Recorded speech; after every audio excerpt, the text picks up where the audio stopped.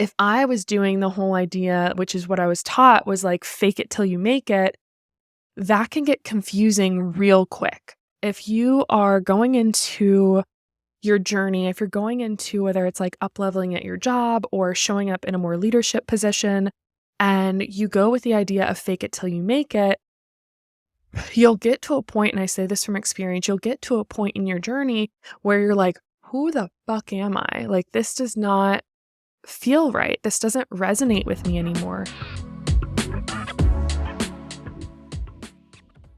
I'm so happy you're here for this episode. We are going to be talking about how to stop overcomplicating your confidence. And with this, I'm going to really break it down because I remember when I was trying to step into my confidence and embrace my body and go through this whole journey. And I started to get really caught up in like what I was supposed to do and feeling like I was trying to do what everyone else was doing. And that can get really confusing and it can feel really, it'll put you down a lot of times. It'll make you feel just unmotivated when you're working towards something that isn't actually what you necessarily want. So we're going to get really clear on how to stop overcomplicating your confidence and really step into your full, most confident self. So let's break it down. Hopefully, with this episode, my goal for you is to walk away with some action steps on what you can start doing now, help you start thinking more about your own confidence and what that looks like. And I'm going to be breaking up some myths and maybe some things that you've thought would work in the past that just aren't working. When I was wanting to feel more confident in my skin, I thought that in order to be confident, I had to do what everyone else was doing. And I don't know, if you literally, I did this just before this episode, before starting. If you Google image and you type in confident woman or whatever you want to type, whatever you identify as, just put in confident, boom. So when you type in confident woman into Google image, you get like that all of these curated pictures of like the conservative business casual wear woman, like posing perfectly with the carefully curated wardrobe and business professional Instagram page. It's perfectly done. Everything is planned out. All your, what do you use it? Dot your E's and dot your E's. I'm too pregnant for this. Dot your I's and cross your T's. Like that is when you thought about like a confident speaker or you thought like a coach or whatever it is that you're trying to do, whether you are a working woman, you work from home, you think about what the stereotypical like stay-at-home mom looks like you have this image of what that should be, what that should be. And it can get really caught up in the image that you feel like you should be portraying and what actually is best for you and what is actually going to make you feel your most confident self. Because if you do start to try and embody this version that you think should be your most confident self. So if I was embodying that like business casual dress, that's not really me. It's not, guys. I don't wear a suit. I don't own a suit. I have one blazer and it is neon yellow that I wore for an event. And if I was doing the whole idea, which is what I was taught, was like fake it till you make it, that can get confusing real quick. If you are going into your journey, if you're going into whether it's like up leveling at your job or showing up in a more leadership position, and you go with the idea of fake it till you make it, you'll get to a point, and I say this from experience, you'll get to a point in your journey where you're like, who the fuck am I? Like, this does not feel right. This doesn't resonate with me anymore. And speaking from like the fitness coach perspective, I remember thinking that I had to, and I've had a lot of conversation with other fitness coaches about this, like I had to take the mirror selfies where I'm posing and I have to be doing it perfectly and I have to share workouts all the time. And when you share workouts, you better not sweat and you better look really cute and you better have a full face of makeup. And, that idea is like what I thought I had to do. And then when it came to showing up as a speaker, so, I've spoken on a decent amount of stages, still continuing to do that. But when I first went into it, I thought, oh my gosh, do I need to have business cards? Do I need to get a suit? All of these different things. Do I need to change my Instagram page because I share a lot of really vulnerable stuff? And what if people don't hire me? And these fears start to come out because you think like I am not going to show up in the way that I should. Again, we're coming back to that overshooting ourselves. And that is overcomplicating things because if you focus on defining what does confidence look like to you, and when you're stepping on that stage, when you're stepping into that boardroom, when you're stepping into that role of mother, sister, confidant, whatever it is that you're doing, what does that look like for you? Quit looking outside of yourself for your confidence because it all starts with you. You need to focus on what that ideal image is for you instead of what you feel like it should be. And so I had to break up with that real quick and I had to start embodying what felt most aligned for me. And the coolest thing is when I started to do that, it not only made me feel better on the inside, but I started showing up better.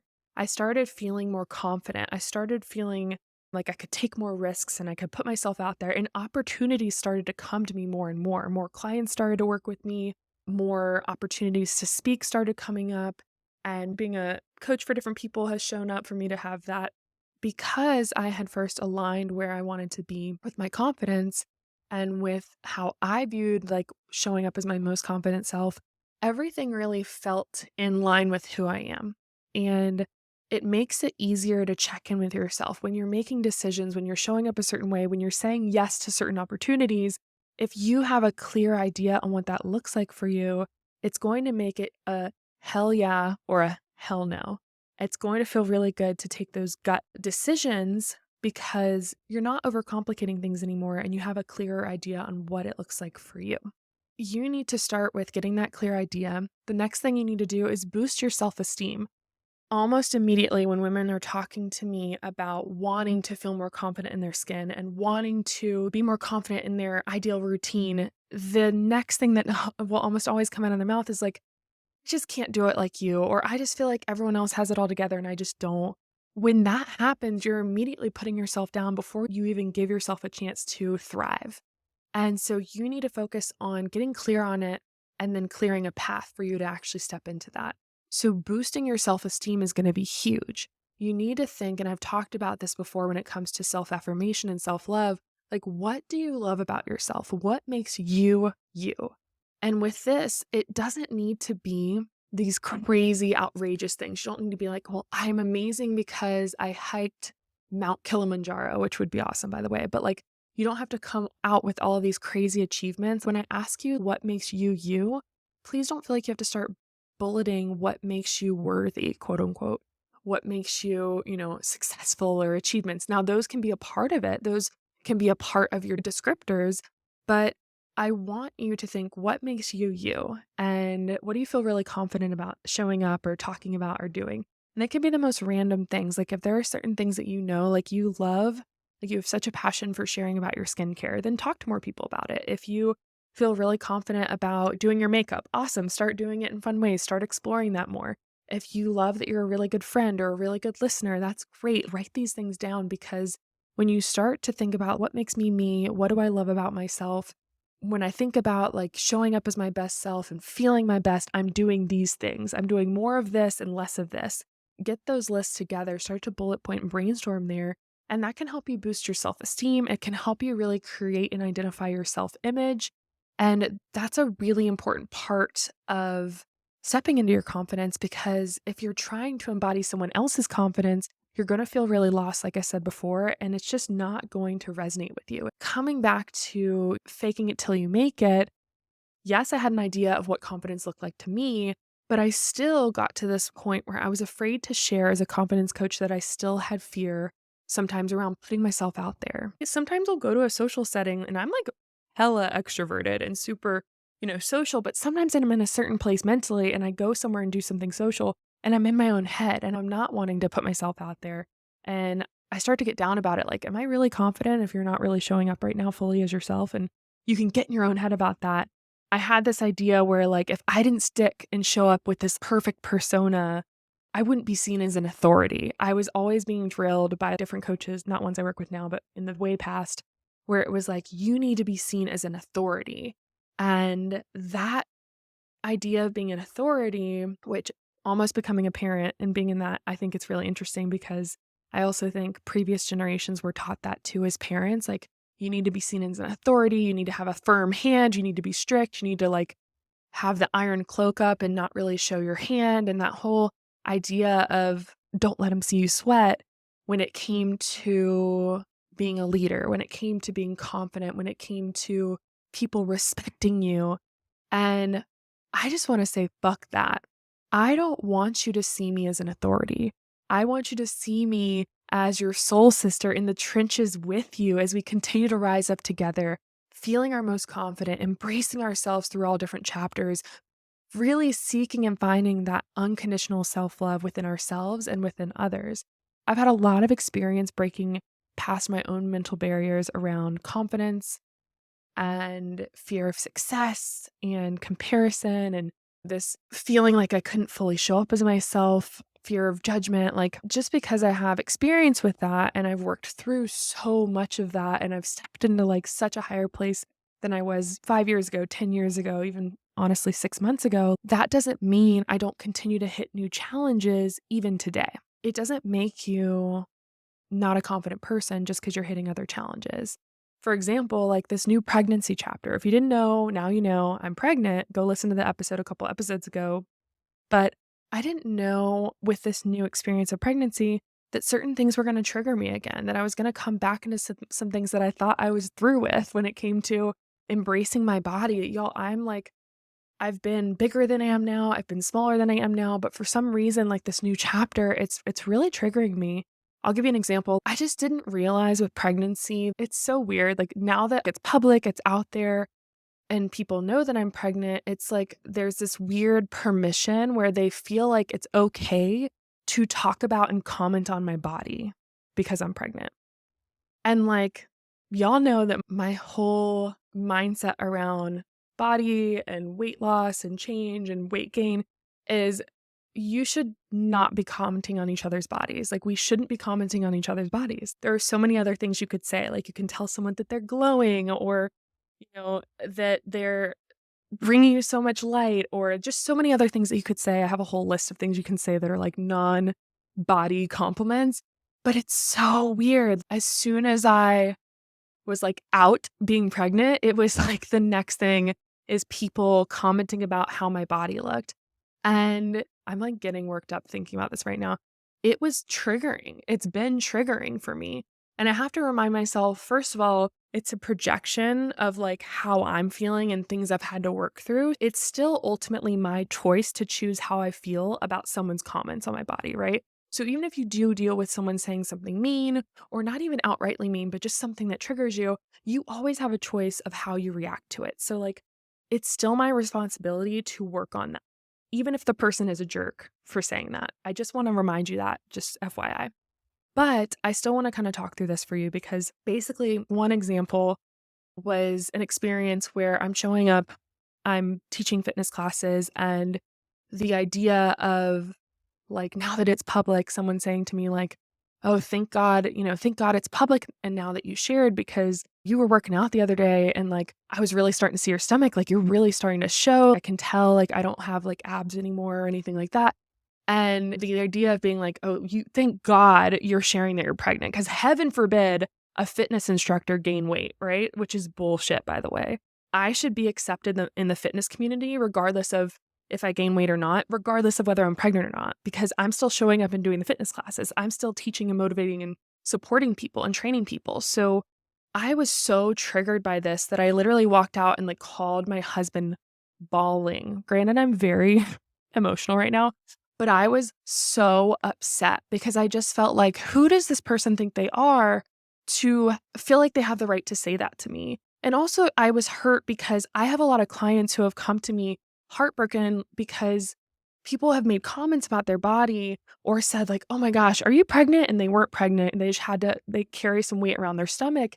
And it just breaks my heart because I was triggered and I am pregnant. And like for people to comment on people's bodies, it doesn't make sense to me. Like, y'all, it's 2023. Aren't there more interesting things to talk about? Especially about women? Like, come on, we are way more interesting than just our bodies. Our bodies are works of art, but that doesn't mean it needs to be the only thing we talk about or the main focus here. And that bothered me so much. So much so that I'm going on a tangent with it. But coming back to complicating confidence, like I could have easily thought of this moment and I could have looked at it and said, I am failing as a confidence coach. I'm failing as a pregnant mom. I'm failing as a woman. I was triggered and now I messed up and I failed. But I'm going to tell you that when something like that happens, when it comes up and it knocks you down, whether it's someone's comment or you're just knocked down from your own self-deprecating thoughts, or you're just struggling that day, like, it doesn't mean you failed. Just because you're struggling in your self-love and body confidence journey, just because you're having a tough body image day, it doesn't mean that you failed. This is just a new lesson and more opportunity for growth. I'm having to remind myself that day in and day out, especially in this new chapter of pregnancy for me. And if you can go into your journey with that mindset of, I didn't fail, this is just a new lesson and more room for improvement, more room for opportunity of growth within myself.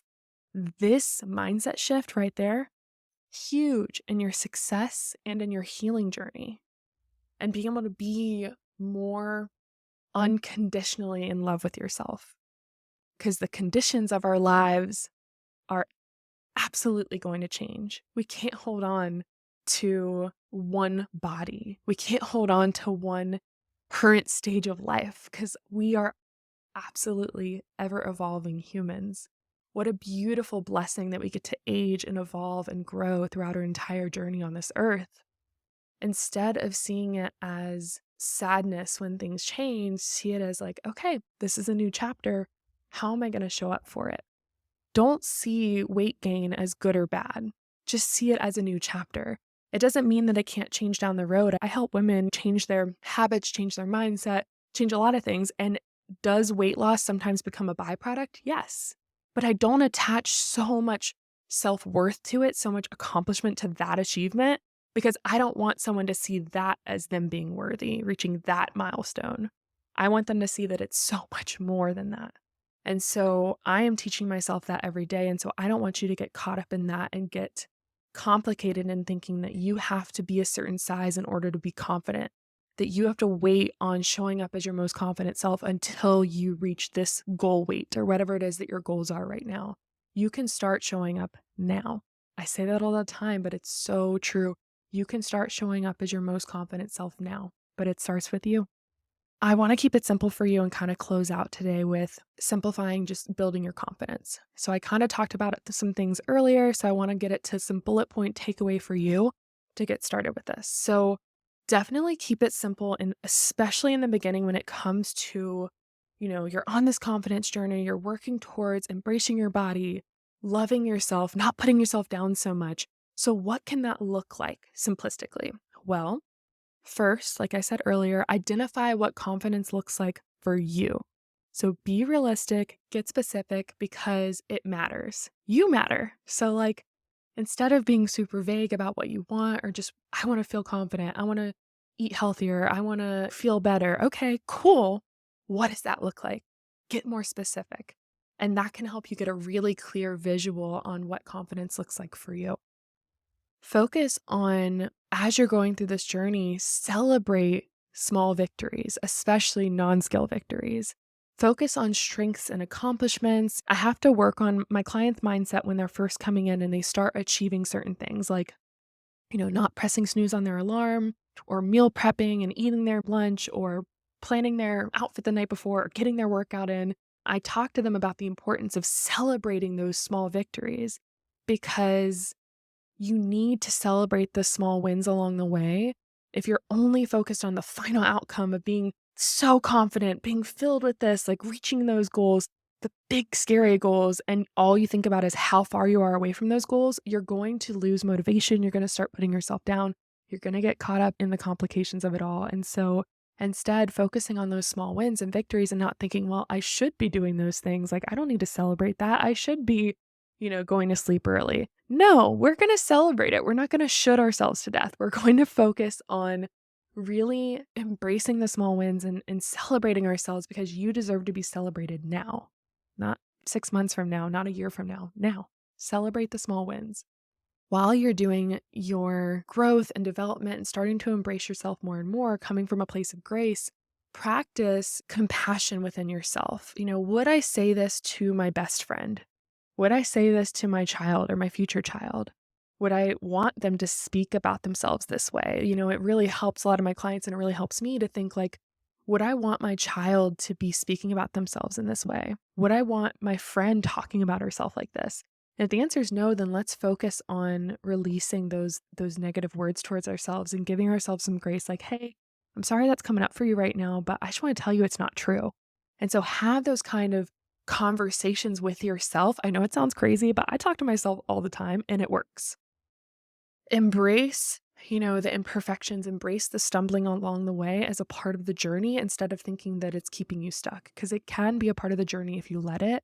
Instead of letting it be a full mountain, a full barrier, see it as just a speed bump that you're working over.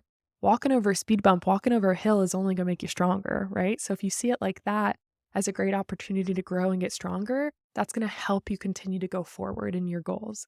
Surround yourself with supportive people. In the last episode, I talked a lot about the importance of your environment. And so, if your environment is not in check right now, if you have a lot of people that are just putting you down or not celebrating and lifting you up, we ain't got time for that. Life is too short. Cut them out or set some real hard boundaries, because you need to be around people that are supporting you. If you haven't listened to the episode, go back and listen to it. I'll stop there for now when it comes to that. Embrace your stumbling, embrace your quote unquote failure as, like I said before, a learning opportunity, room for you to grow, a stepping stone towards where you're going. And when you see it as that, it's going to help you grow so much further than you would. Going to help you break out of that paralyzing fear of it wasn't good enough. I have to start over. You're not starting over. You're still on your journey. You just need to keep going. If you continue to do that, it's going to make a really big difference. It's going to help you stop getting so caught up in thinking that you have to be perfect all the time. Speaking of that, a huge piece of complicating your confidence is getting caught up in comparison and perfectionism. So if you struggle with those two things, keep listening for sure. Getting caught up in perfectionism and comparing yourself to others on their journey, where they're at in their timeline, it's not helping anybody. It is not helping anybody. And so instead of getting stuck in thinking that you have to do everything perfectly, it's black or white, I've either failed today or I've 100% passed today. Like, you need to stop looking at your life, your day, everything that you do as pass fail. It is not like that. There's a lot of gray area in life. And so instead of thinking, let's say in the morning you hit snooze and you don't get to your workout, or you don't do what you were going to do, or you quote unquote mess up, you can't just think, oh, my day is ruined. Like, it's ruined. I can't do it. I'll start on Monday. Like, if you have that mindset, you will never get enough momentum in where you want to go with your journey. You'll really struggle to love yourself and all sides of you, because the point of confidence and self-love is not just like, okay, I need to reach my higher self. I need to become my most confident self. It's getting to a point in your journey where you fully embrace all of you. You fully embrace the shadow sides of you, the parts that maybe you feel shame about, the parts that maybe you're afraid for other people to see. For so long, I tried to hide those parts of me, but I stopped doing that. And the second I stopped doing that, it allowed me to fully embody who I am and allow other people to see me. It allowed me to get closer with myself as well as with others. And I want you to do the same. So, here are some easy ways to kind of work through the perfectionist mindset. If you struggle with that, some of these thoughts that kind of come up for you and you start to put yourself down or be mean to yourself, your inner mean girl thoughts, as I call them, start to come up. Here are some phrases that I say and I have my clients say that really help. If you're struggling with how you're feeling today and you're like, ugh, I can't believe I'm sad again, or I'm really upset right now, remind yourself it's okay to be just as I am today. Again, it's okay to be just as I am today. If you are struggling with a feeling that maybe is not the most, high vibe feeling, let's say you're feeling angry, you're frustrated, you're sad, you're depressed, you are struggling. Remind yourself, I'm feeling sad, and that's okay. You could even say, I'm feeling sad right now, and that's okay. It reminds you that, like, I don't always have to feel this way, nor will I, but I'm also not going to dismiss how I'm feeling. That's a really important part of your journey, is embracing where you're at. Another thing, if you're struggling with perfection, let's say your workout, you're doing your workout or you're thinking about doing your workout, but you're like, I don't have an hour to do my workout. I don't have time to go to the gym. I always like to tell my clients to say something is better than nothing. Something is better than nothing. So if you allow yourself just 5 minutes to go on a walk or 10 minutes to go on a walk, that something is better than nothing. And usually when you start moving, you realize like, oh, I can keep going. I can keep doing this. So something is better than nothing. If you're working towards something and you're afraid of failure, if you struggle with the fear of failure, The reminder of it's better to try and stumble than to not try at all. Again, it's better to try and stumble than to not try at all. I would rather you fail at something that you've tried that's completely new, that you're excited about trying, than not try at all and always wonder what if. I don't want you to spend life having regret or wondering what if. Just do it. Everyone fails along the way. That's a part of the journey. That's a part of being human. Speaking of being human, it's about progress and not perfection. We are not robots, nor are we meant to be robots. I know that there's a lot of AI out there right now, but we are not meant to be that. We're meant to be stumbling, messy, crazy human beings. And that means that there's going to be a lack of perfection in everything that we do. And that's the beauty of it all. And so if you realize it's about progress, not perfection, it's about living fully and not trying to live perfectly, that is going to really help you. In my experience, breaking up with perfectionism and comparison, it just feels so damn liberating. Personally, like the comparison comes less and less. Like I used to really struggle with it. And now I've gotten to the point where I'm like, Psh, there is no one on earth like me. Seriously, there's no one on this earth in this universe that is like you. And so when you remind yourself that, there is no need to compare because we are not the same. And I don't mean that in a put down way. I mean it, and we're all allowed to be just as we are. And that's the beautiful thing about being human. And, it's interesting being pregnant right now on this journey, like old me. Oh my gosh, if I got pregnant in my 20s, whoa, I would not be in a good headspace because I would be comparing other people's bumps. I would be seeing what other people were doing. I would be struggling thinking like, am I good enough? Am I doing enough? Am I, all of those thoughts coming up and going down that like rabbit hole. And it's really crazy. Like I haven't really been having that. I told you about some of my triggers earlier in the episode, but like no, I really haven't been dealing with comparison because I know I'm the only one of me that's pregnant right now. So I don't need to worry about anyone else. And you can take that with whatever, chapter you're on in your journey. Like there's no one else out there doing it like you. So just keep doing you.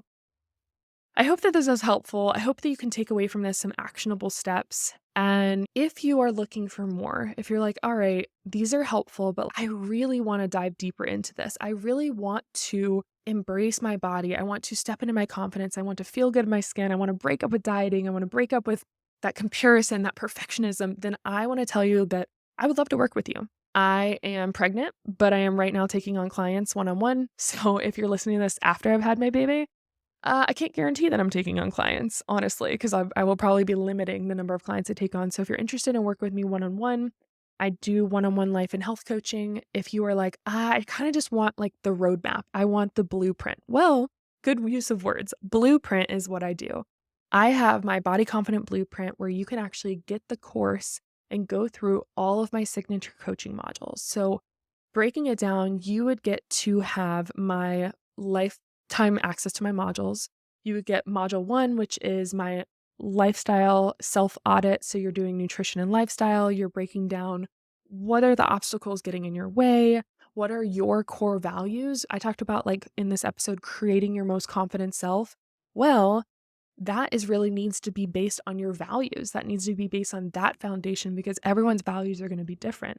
And then that is how you're going to create your ideal lifestyle, your ideal routine, and start living your most confident life. So the next thing is what I call the pyramid method. Module 2 is the pyramid method.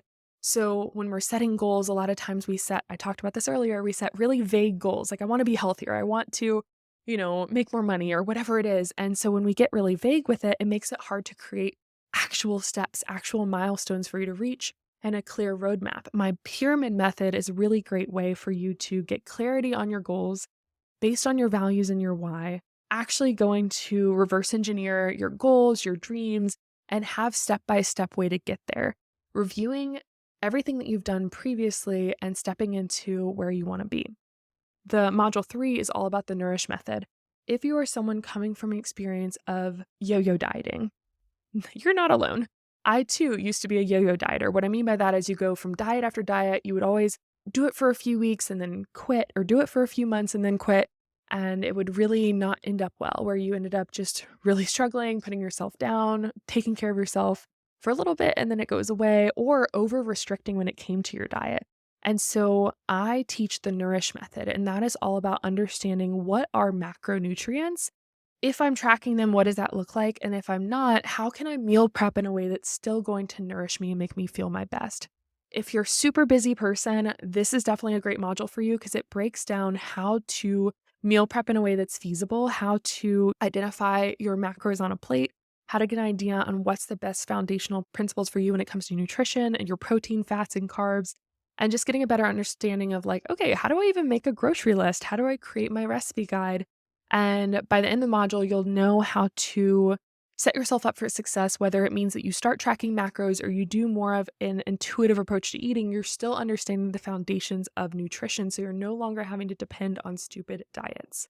And then finally, my favorite module is module 4, and it's all about self love. So it's about creating habits and routines that actually support your love language. It's focusing on your unique love language, establishing self care habits around that, and just creating routines that actually support your lifestyle. For example, I'm going into a different lifestyle than I am previously. I know my habits and my routines are going to change when a kid comes in this world with me.